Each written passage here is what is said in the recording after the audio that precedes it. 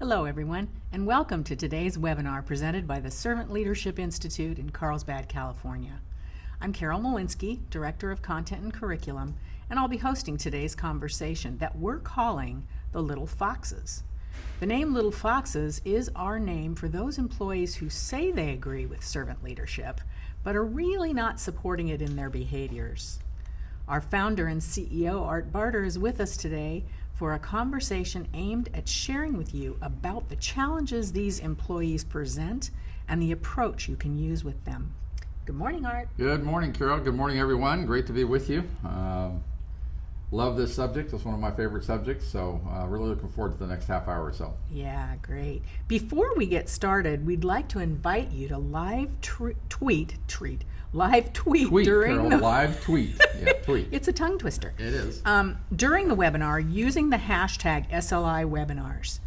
And in order to fully benefit from today's discussion, we will include an opportunity for you to ask questions toward the end of our time today. Remember that you can enter a question at any time, but we'll have a specific section at the end where we address those questions. Here's how you can submit them. As you see on the right-hand side of your screen, there is an area to type in your questions. Feel free to ask them at any time, as I said earlier. We'll get to as many questions as possible during the Q&A segment at the end of the session. And we'd like to thank everybody this morning for attending. This is our 15th webinar this morning. And if you have friends who couldn't make it, let them know that we do record these sessions and the webinar will be on our website tomorrow.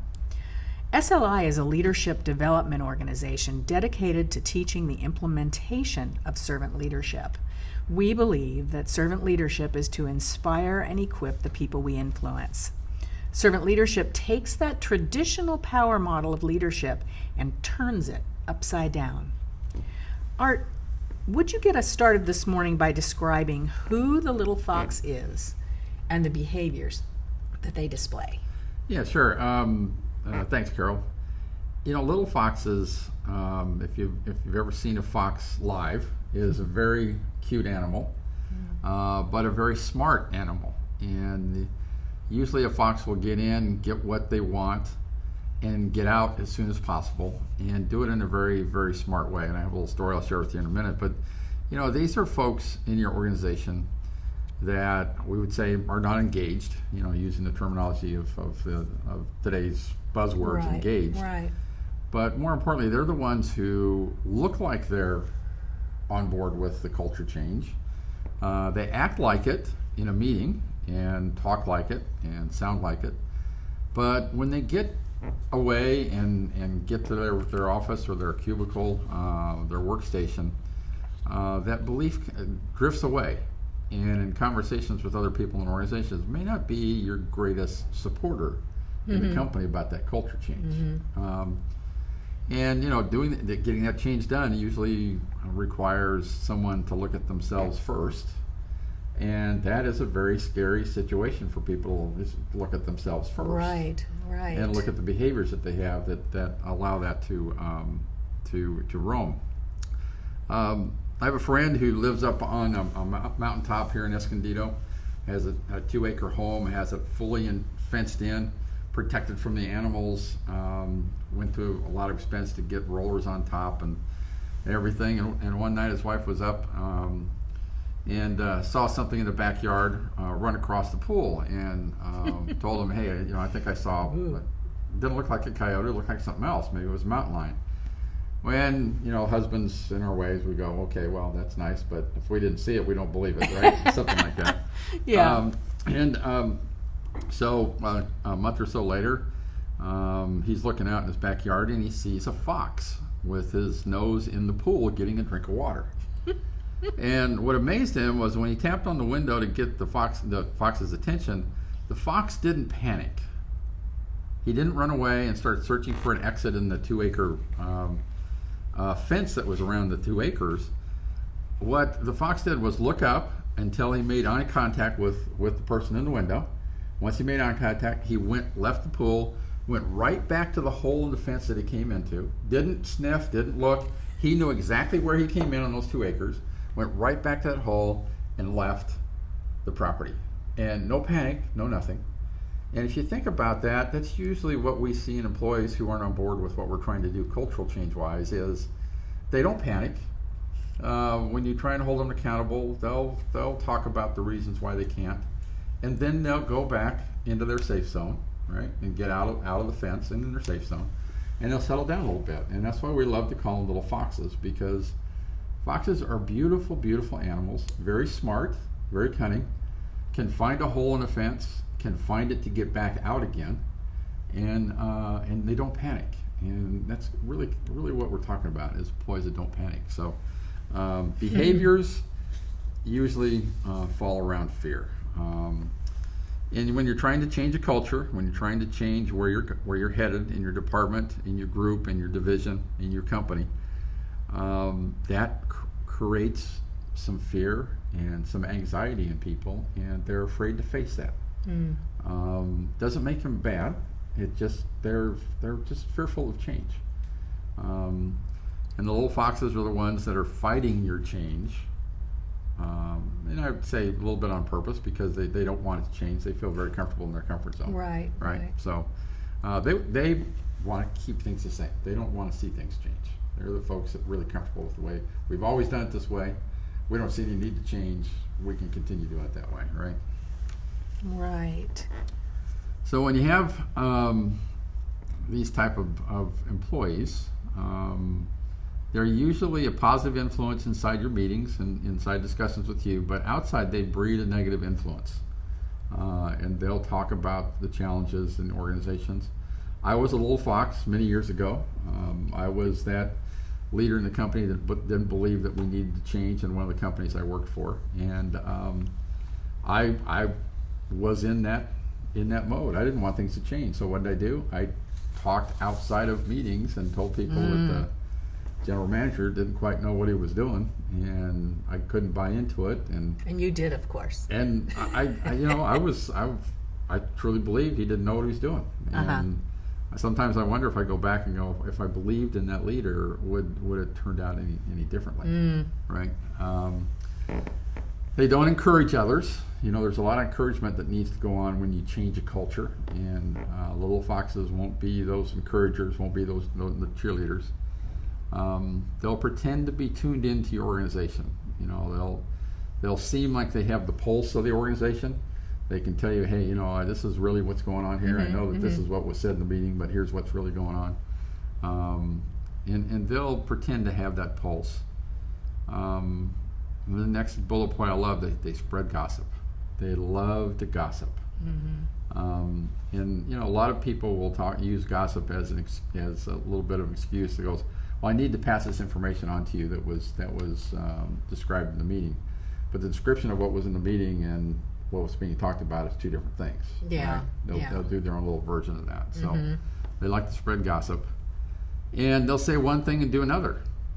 And that's when you get down to behavior. And this is what's really important for the senior leaders that are listening today, is you can't really say one thing and then do another. Because people are going to look at your behaviors. They're going to look at what you do. They're going to look at how you do it. They're going to look at what you say. Sometimes they're going to look at what you don't say and when you don't stand up for things. And this is really important for leaders, because you're not going to generate followers if you're a little fox. Right? You're just going to breed confusion in the organization. Right. So Art, you mentioned earlier, that people resist change. Why do you think that happens with folks? Fear. Yeah. Everybody's fearful of change because it's a change in the status quo. And there's a lot of things that go along with that, but the primary thing that's there is fear. We don't like change. People don't like change. And I'll relate this. This is a story I've been going through the last couple of years. I have some people around me that want me to change my hairdo. Now, I've done my hair this way for years.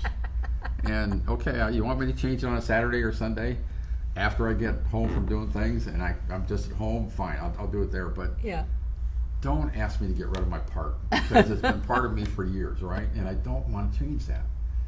You got the same thing going on in your organization. You have people who have been doing things for years. They don't want to change because they're very comfortable at it. And part of our job is to help people see the need for change.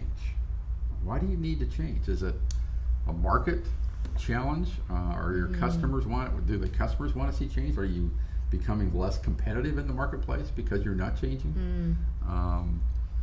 Are your costs getting a little bit out of line because you're not changing? You're not looking at different alternatives? We deal in radios, which have metal cases, and the composition of metal changes all the time, and the cost that it gets driven with those metal cases. Are you willing to look at new technologies and how things are done?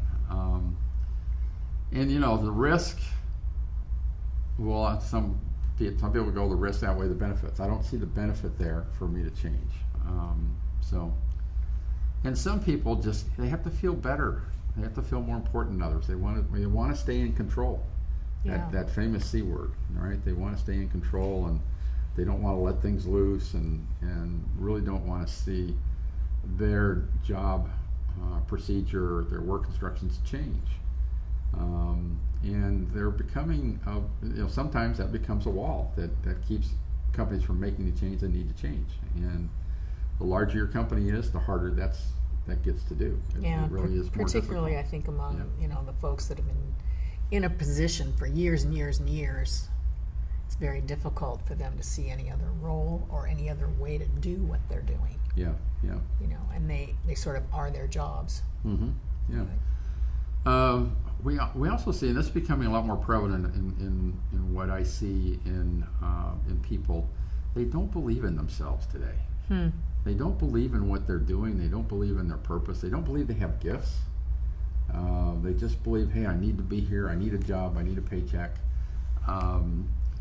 And if we don't help people find their gifts and help them understand what they're good at, that really helps them believe in themselves. That's a little bit of hope we can give to the little foxes is the change can be a better life for you. That's such a great point, Art. Yeah, it can be a better life for you. So how do we get them to believe in themselves that they have a lot to offer in the change? Not just in the past, but in the change. You have a lot to offer in the change. So let's cut that loose and let it fly.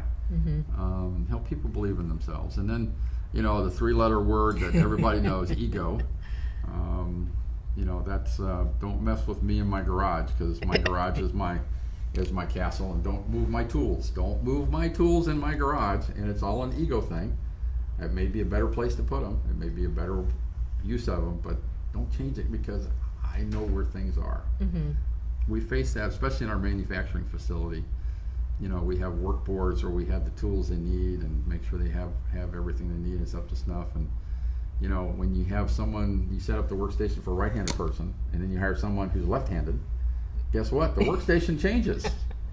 You can't ask them to change and be different. So a lot of times our ego gets in the way, and we think we know the best way to do things, when really the best thing we can do as leaders is maybe step out of the way and help people really go make a difference, and cut them loose. So those are kind of things that keep people from changing in organizations and changing in life. And it's, I can tell a story about my dad. He used to wear this certain style shirt, and that was his shirt. Don't try and give him anything different. If you gave him something at Christmas that was different than the shirt, it got returned.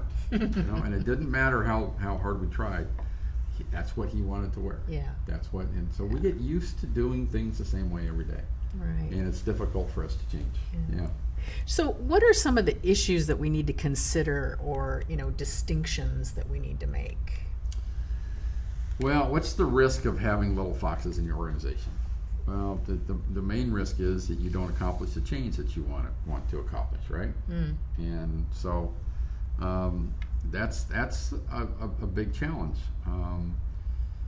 It slows down the change, but what really does the little fox have impact on the organization? And I will tell you from experience, when you're trying to build an organization around trust, and you have people in your organization who don't trust each other, and you help them try to trust each other, or you bring in a leader who is really a power leader and not a servant leader, and you let that leader try to change that leader and transform that leader over some time, the longer you leave that leader in place or person in place, the more damage that little fox will do.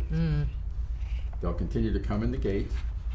They'll continue to drink water out of the pool or get food or take things away. They'll continue to skip back out the gate where they came in. And they'll look great doing it. Yeah. And they look like they're beautiful, beautiful people. So the damages are pretty severe. And I will share with you guys, this is an area that I have some very, very personal experience in, where in servant leadership, I believe the best thing I could do as a leader early on, and this is back in 2006 timeframe, was to make sure I could look myself in the mirror in the morning and say I've done everything I can to help Carol survive and be great at what she does. I've done everything I can. But there is a time limit to that effort. And the time limit is more important than the effort. And as leaders, we have to say, you know what, I have behavior that you need to change. This is what you're doing. This is where I need you to go. And I need you to get this done, or at least see some major progress in this time frame. I didn't put enough emphasis on the time frame. I thought my job was to try as hard as I can for as long as I can to make that difference. I did that with a senior member in our senior team, and after 2 years, decided that member wasn't going to transform into a servant leader into our organization.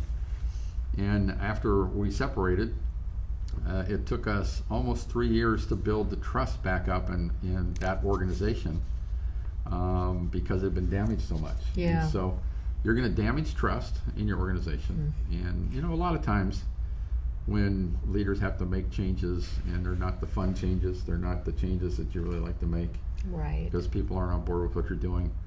Others in the organization will go, man, Art, what took you so long to make that change? Didn't you see what was going on? So make sure you have your little fox's glasses on, kind of like Stephen Covey and his trust glasses. Yeah. Your little fox's glasses on, and make sure you see through some of the smoke and mirrors that little foxes will put up and the excuses that they have. So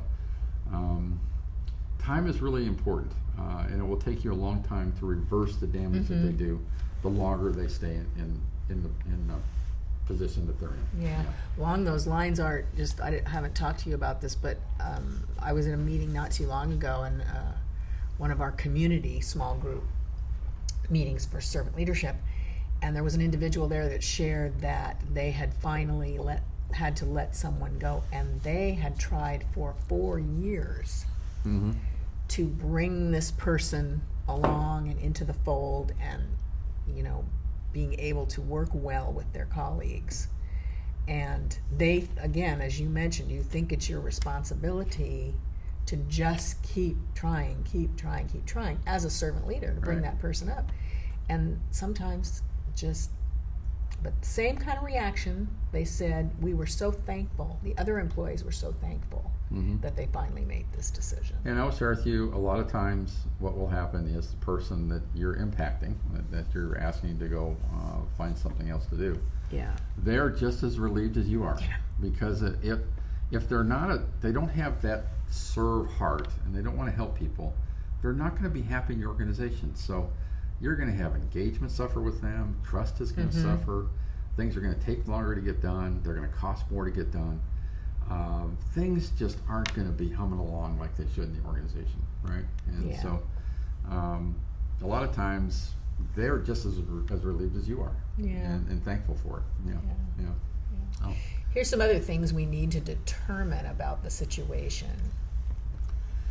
And this is the first one, all the leaders out there, this is the first question you need to ask yourself. What have I done as a leader to let little foxes roam? What have I done to let this and not happen? Because people are going to be resistant to change. But once you've identified the little fox, what are you doing to help change? What are you doing to add value to them and help them understand that what behaviors need to change? But at some point, the leader has to say, enough roaming in our company, and you need to go roam somewhere else. And I love what Ken shares all the time. A lot of times he talks around the world. He says, share them with the competition. Let them get a job with the competition, because they'll probably be happier. But along those lines, you have to, is this a one-time event or is this a continuous issue? And a lot of people will show that first because of the fear to change. Right. And they'll react that way. But if once you create that safe environment for them to say, okay, it's okay for me to change and it's okay for me to make mistakes in this change, right? And help them learn from their mistakes and help them learn from what they're doing wrong. And you're going to learn from that as well. Right. But if they're willing to learn and they're showing progress, right, then invest in them. But if it's a continuous issue, then you have to make a decision. So always ask yourself, is this a one-time or two-time event? Or do I really have someone here who wants to learn and wants to change? I just need to help them get over that first hump. Yeah. Are you getting the same feedback from around the organization about the person, right? And a lot of times people, and I'm not talking about gossip. I'm just talking about you'll hear stories about the folks that are really on board with the change. You'll hear stories about people who are really making a move forward, and the stories come back about the impact in their organization. You may have a person who doesn't have any stories coming back from the organization. Ask why. Why don't they have any stories of transformation, right, in their organization? Well, they're probably not going down that path. So, that's the feedback there, and honor that. And I'm gonna caution you: don't, as a leader, go ask people or go talk about other people. Good that's point. Just as bad from a leader's perspective as say, "Hey, Robin, tell me about Carol. Tell me what you think about Carol. Should I keep her or not keep her? What should I do with her?" You're a good leader. Make a decision for yourself. Get data points from all your sources. So, but don't turn it into a gossip situation. Is it a competency issue or a character issue? And I will share with you right now that a character issue is very, very difficult to change. Now, it's also difficult to determine whether it's character or competency, because some people are very good at what they do. They're very, very good at what they do. And a lot of times in business, we look at competency and we want it to out-trump character, and we think it will out-trump character. But in the long run, in tough situations or when projects get difficult or people are under stress, their character is not going to be the thing that carries them forward. Your competency will. They'll make the wrong decisions and use their competency for the wrong reasons, right? Wouldn't the character issues be harder to deal with as you're mentoring that person? Much more, because you're getting into the change of the person in a character issue. And a lot of people have been raised certain ways and had lives and worked in companies where they've been rewarded for certain, in our environment, be considered bad behavior, because it's not a servant type behavior. There's could be more investment in other people, but as a leader in my role as CEO in my organizations, I continually have to ask myself what's best for the organization. I want to put the individual first, but I also have a group of people in the organization I'm responsible for. Right. And I can't let that suffer while I'm trying to change one individual, right? So, character issues. I'm a golfer. I will tell you, character issues come out in the golf course faster than anything I've ever seen. Someone hits it in a fairway bunker and it takes them 3 times to get out, and after the second time, words fly from that person's mouth that you've never heard before. There could be a little character issue there, all right? But there's different things that people can do that will reveal their character pretty fast. And do you believe in the person? Do you believe in that person? And sometimes that's all you need to, hey, I believe in this person. I believe they want to change. I just need to help them find that point where they can change and be successful, feel good about themselves. And then they're just going to start that transformation and get rolling. And there's people, I believe in everybody at Datron, SLI. I believe that their intentions are right, their motives are right, that they want to do a good job. My job is to inspire them and equip them to do that great job. I'm not questioning what they, I believe in the person. I want to inspire you and equip you. So, do you believe in the person? Yeah. How do you So handle? how do we handle these beautiful little things? Courageous conversations. My favorite. My other subject is how do you have those Everybody's courageous favorite. conversations? You have to you have to have those conversations sooner than later, because the sooner you have those conversations, the better it is for everyone. Figure out who the best person is to talk to that person. And I'll share with you, if there's a person who has a supervisor and that supervisor is not comfortable having that courageous conversation, and the manager is not comfortable having, and then a district person comes in and has that conversation, I will almost guarantee you that district conversation with that individual is going to cause more stress in the organization and keep you from moving forward than teaching that supervisor how to have that courageous conversation, right? So mentor that supervisor, whoever's the best person to have that discussion with that individual, and that's usually the person who deals with them the most on a day-to-day basis. Right. That's the best person to have that conversation with. Well, and hopefully you're in an environment where you have developed relationship. I mean, whether this is a little fox or not, Right. you hopefully have relationship with, all of the folks on your team, and that makes it easier also. It does. And I want to stress this point just a little bit more. Mentor and coach and help your supervisor get to the point where that person's comfortable having it. They will get more response from the person that you want change in Interesting. than anyone else in the organization. All right. You've got to describe the unacceptable behavior. What's going on? Here's what we see. Listen to what they have to say about their behavior. Offer an opportunity to change. That has to be part of your conversation. And I will encourage leaders that, sitting down with somebody and say, your behavior is bad, Carol. I don't think you're going to change. I don't believe in you, so we're going to let you go. Have I invested in you? You're going to go, well, how come Art didn't tell me this like 6 months ago, right? Yeah. Or in Carol's case, we've been together since 1997. How come you didn't tell me that 20 years ago, right? So Would have helped. Yeah. And consequences. You have to talk about what are the consequences if you don't change. Most companies like ours will say you sit down and you'll talk verbally. If that doesn't change, you'll sit down, you do a written warning, and that written warning will be very specific. Right? We don't see change by this date, or we'll put you under a work improvement, behavior improvement plan.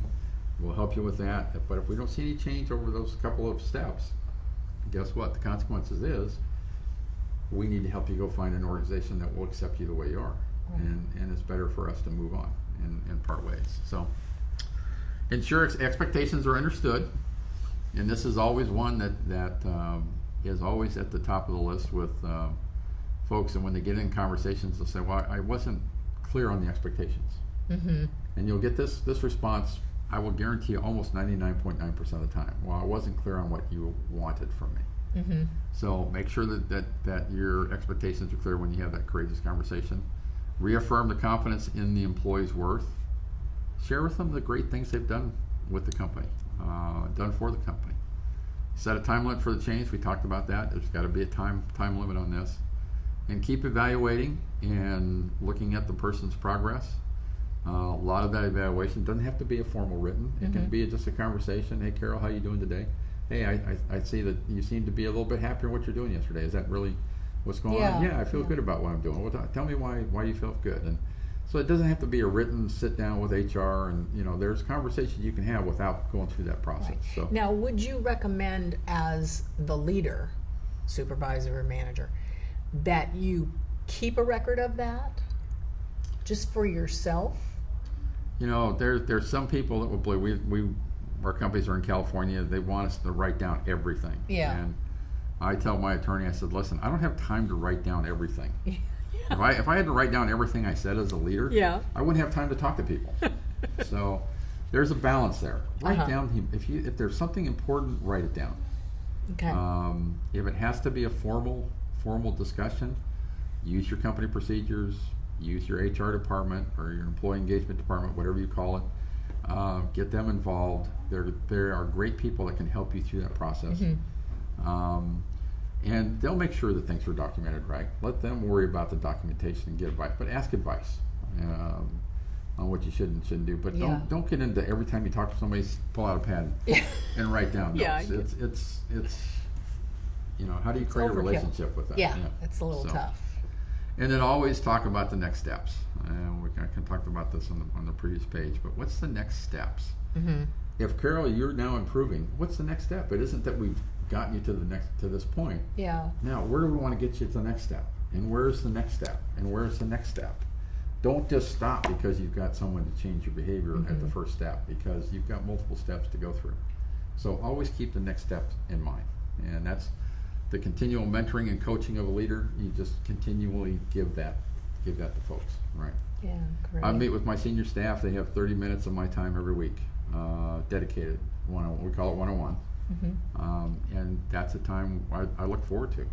I get a chance to build relationships outside of meetings, outside of trying to fix challenges or address challenges and things like that. So, invest some time.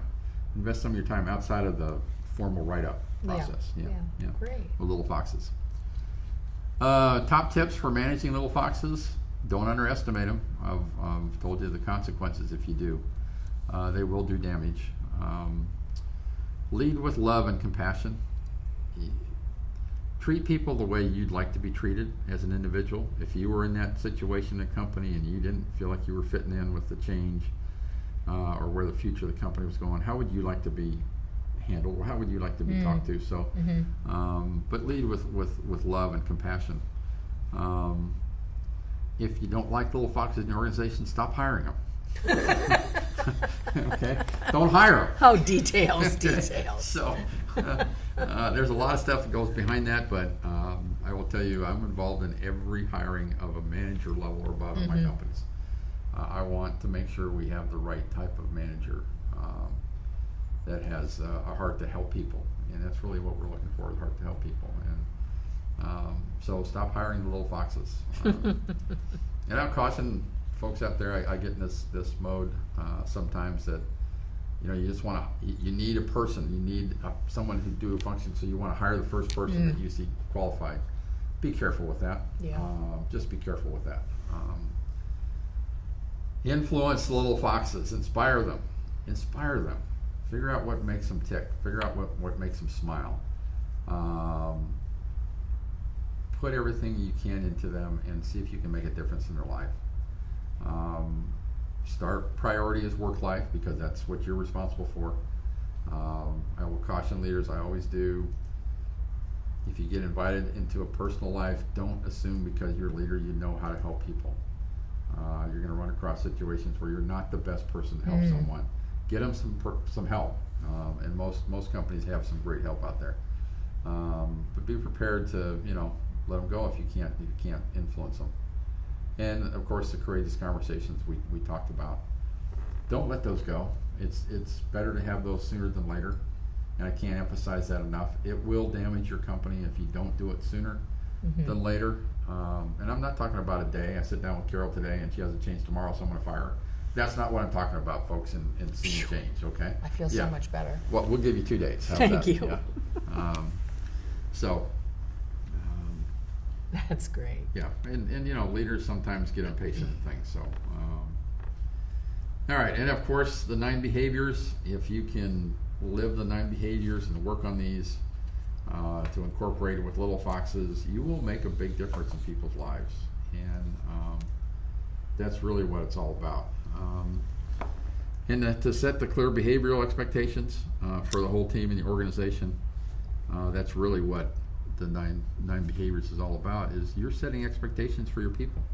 You're telling them where you want to go and why you want to get there, and you want them to join on board with the purpose of your company and be a big part of that. And Carol and I are fortunate enough, I'll throw in a little bit of, we're working on an article about hope in organizations. And that is, you have to have hope for the little foxes. You have to have hope for the little foxes. And when you as a leader behave in these ways, guess what? It gives your people hope that there's a better future coming for the company, a better future for them, a better future for the company, and it's just, it's amazing. Yeah. So. Yeah, that's great. Great responses. So now we've reached that marvelous time where we take questions from you listeners out there. And our first question is very interesting.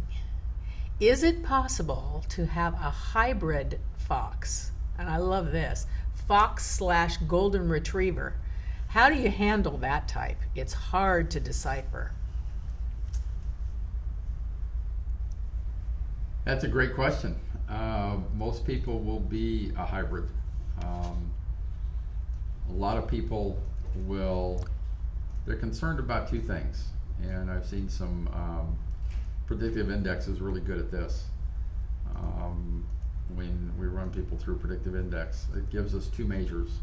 It gives you the measure of what people think they need to be versus what people think they are. And a lot of people will act and behave on what they think you want to see as a leader. Yes. Right?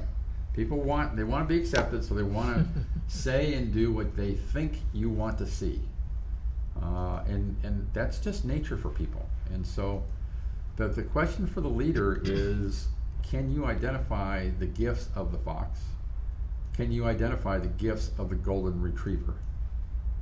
And can you put them to good use in your organization? All right?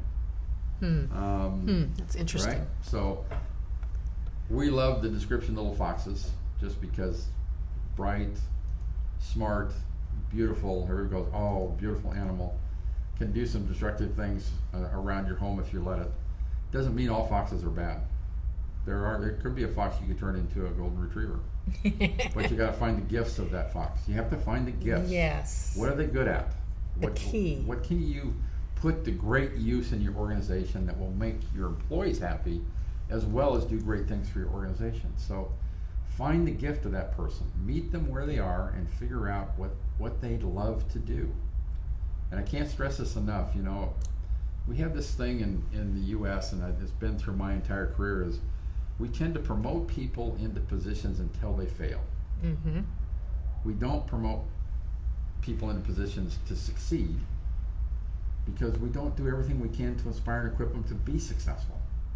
We just keep promoting them because they met their goals last year, or they did some great things for a year. Just because they're a great salesperson doesn't mean they're going to be a great leader in the company. Right. Or a great engineer, or a great finance person. Doesn't mean they're going to be a great leader in the company of multiple disciplines. So just be careful with that. Yeah. And sometimes I think we move them to move the problem. Sometimes we do. It's easier for us to move the problem. You know, if you get another department, Carol, hey, I got this great employee. They're looking for a transfer. They'd love another opportunity to go do something different. Right. Notice you have an opportunity. Can we transfer them tomorrow? Well, why do you want to transfer them Beware. tomorrow? If they're that great, why do you want to get rid of them, Mark? Yeah, just be aware. Sometimes as leaders, we want to take the easy path. And the easy path is, what's the best way for me to give this problem to someone else? Yeah. You know, and again with this question, do you think, Art, that it's important to look at sort of the history of this person's situation? In other words, where are they coming? What kind of environment are they coming from, either within your company or without? And take that into consideration. Absolutely. It's depending on where people have come from, what their experiences have been, whether those experiences have been good or bad or a combination. I will almost guarantee that I would guess probably 60, maybe 70% of the people you're going to interview for a position are not working in their gifts. That's not the gift that they really have deep down inside, right? Interesting. And we get pigeonholed in doing something early in our career, and that's what we stick with. And you know, I wanted to be a musician, and my dad put his arm around me one day after I did an audition to become a musician at a college, and I don't think I was really good at it. And his message was, "Why don't you try some business classes at the local JC? Because you know, I don't think I can afford this." His message was, "Son, I really don't think you're this great at this, and it's really not your gift. So why don't you go find out what your gift is first, right?" Did you know that at the time? No, I had no idea what my gift was. I thought my gift was in music, and Right. Thought I could be great at it. I wasn't even close to being great at it. Not even close. The other thing I'll share with you is, you know, you will, in purpose and gifts, your purpose will change over your career, over your lifetime. because as you mature, you get smarter. And as you get smarter and mature, your priorities in life change. And that's usually when you start really utilizing the gifts that you have. So, great question. Fox and golden retriever. I've got to work that golden retriever Yeah. into it, because that's a great analogy. So yes, I hope I helped with that question.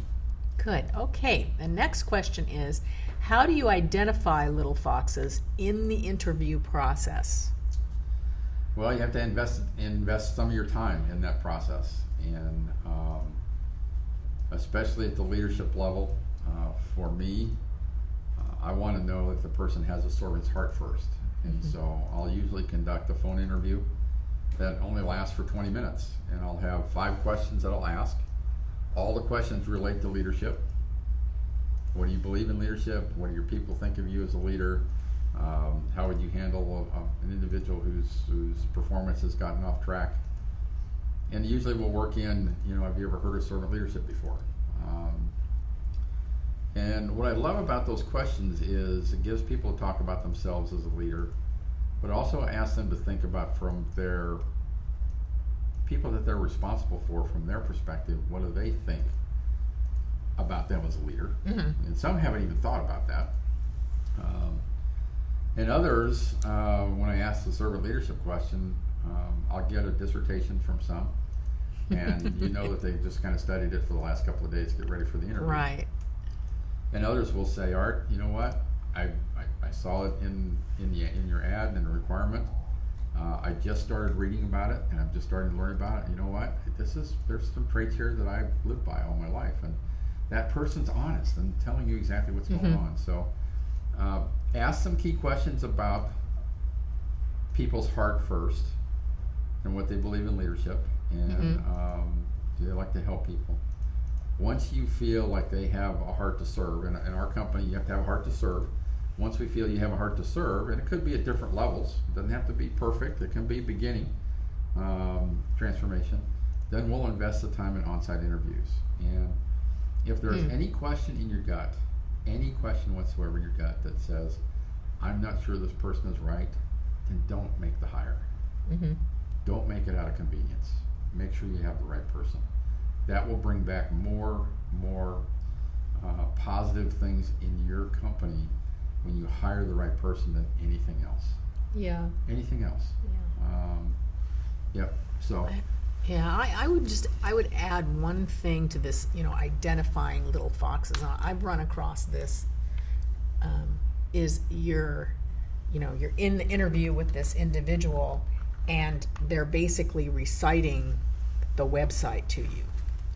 So that, yes, they've done their research on the company, which is great, but they're giving you the answer that you want to hear. Right. Or that they think you want to hear. Right. And that's, to me, that's a what do you call it? Not a red flag, but at least a yellow flag. Yeah. To dig a little deeper and find out what's really going on there. Right.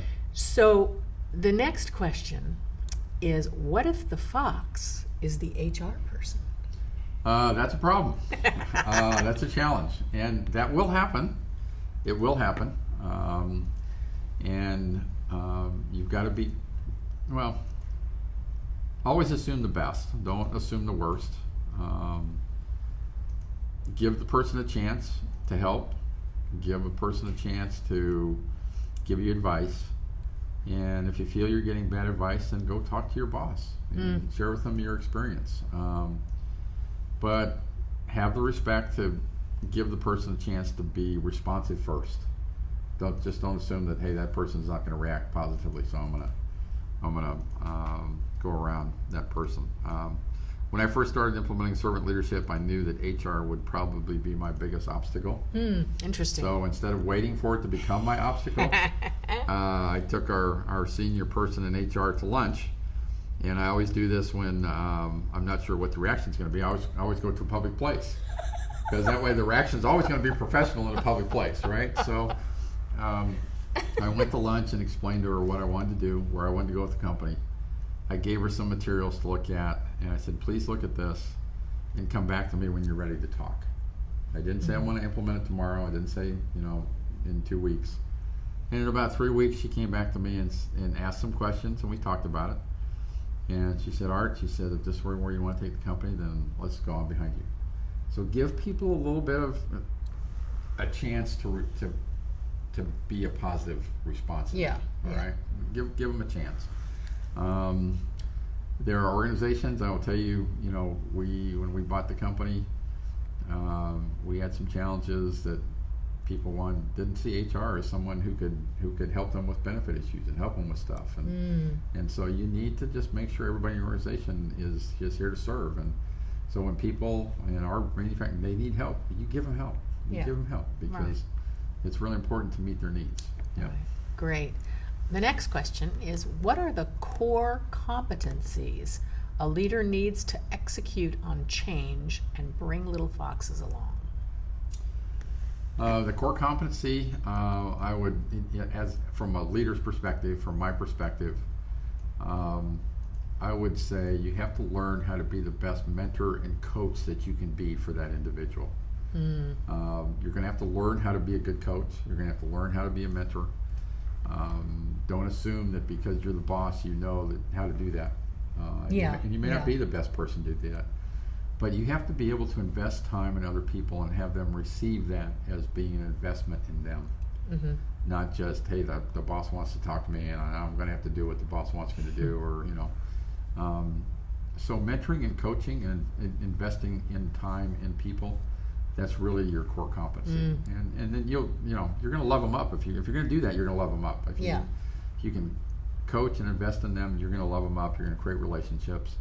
And I haven't seen very many servant leaders who aren't great at relationships.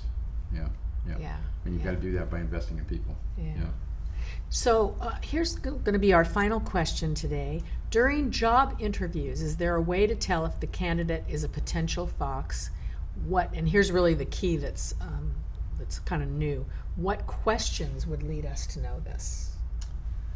A couple things. I look at when I look at a resume, I look at the job titles people have held over time, and that isn't the main driver for me, but that kind of gives me an idea of if they've been in one job for a long time and they're happy with that, find out why they're happy in that, or if they're unhappy, find out why they're unhappy.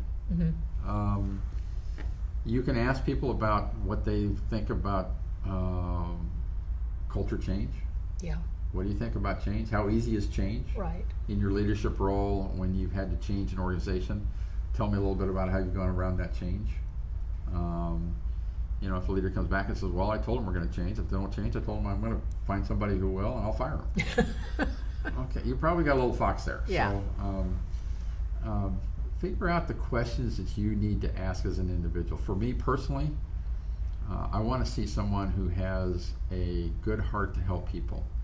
And when I ask someone about, well, Carol's having a difficult time. She's been a great performer, but in the last 6 months, her performance has gone down.